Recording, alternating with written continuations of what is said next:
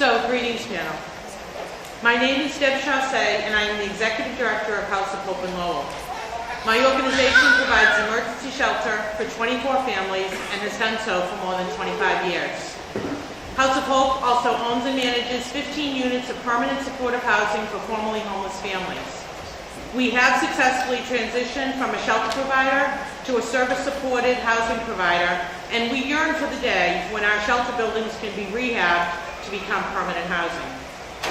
On a personal note, in spite of my youthful appearance, I am a veteran in the field of homelessness, having begun my career in 1983 as an intern volunteer at Boston's Long Island shelter. 30 years of working on behalf of poor and homeless people, and God willing, 20 more.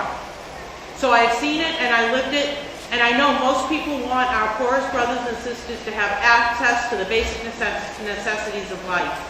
I am acutely aware of the massive amount of resources that have been utilized to this end.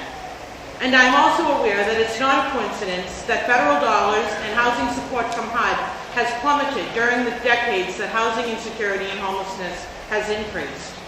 And so here we are, the good and caring people of Massachusetts trying to figure out how to stem the tide of escalating housing needs. A focus on prevention and housing is clearly the way to go, but not at the expense of a life-saving safety net for children. I can say with certainty that limiting eligibility and restricting access to emergency shelter will not alleviate suffering or resolve the bottom line problem, an awful lack of affordable housing for many families in Massachusetts. Many families denied emergency shelter today will experience greater pain and become frailer, needier, and more costly to our public health system. It is clear to me, a lifelong resident of the Commonwealth, that the choices made and implemented by our public officials are not made out of malice or disregard. Both the executive and the legislative leaders of our state are attempting to stretch the dollar, much like the average family of the Commonwealth. But there comes a time when stretching the dollar itself becomes imprudent and wasteful, like when a poor mother commits to not using the last half dozen of eggs in her refrigerator, so she will always have a backup supply of protein for her children. In time, the eggs spoil and she is left with both waste and increased food security. Massachusetts is blessed with many proven and skilled practitioners in the field of poverty, housing, and homelessness, the leader of DHCD among them. But we must all be engaged in a discussion because housing is merely one of the issues that homeless families grapple with. I do not know the answer to ending homelessness, although I wish that I did. I have been thinking about the size and the scale of this problem and realizing that in order to achieve efficiencies and some financial relief, we may need to consider our own type of disaster planning as we recommit to ensuring every child in Massachusetts has either a home or at least a safe alternative. I propose that rather than limiting emergency eligibility and access to shelter, we look to an emergency response that can care for vulnerable families without costing more money.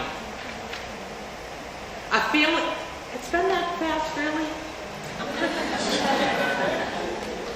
A family center or a dormitory that can shelter between 50 and 75 families in a setting like a large gymnasium should be utilized.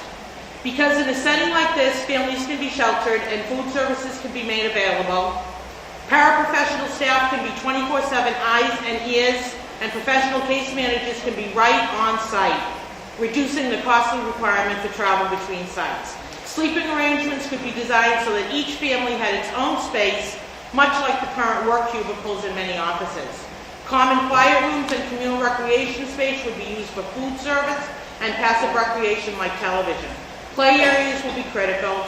Families could be assembled together by some common feature like the age of their children, and these groupings would support community building and peer mentoring. If these centers were regionally placed, the existing transportation infrastructure could be used to transport school-aged children. Just about done. I know that this is far from ideal, and many will criticize this type of emergency response. But given the huge demand and the current restrictions, that risk danger to children, as well as the escalating costs, we are obligated by conscience and stewardship to re-examine our Commonwealth's response to family homelessness. I ask that DHCD invite a broader discussion among major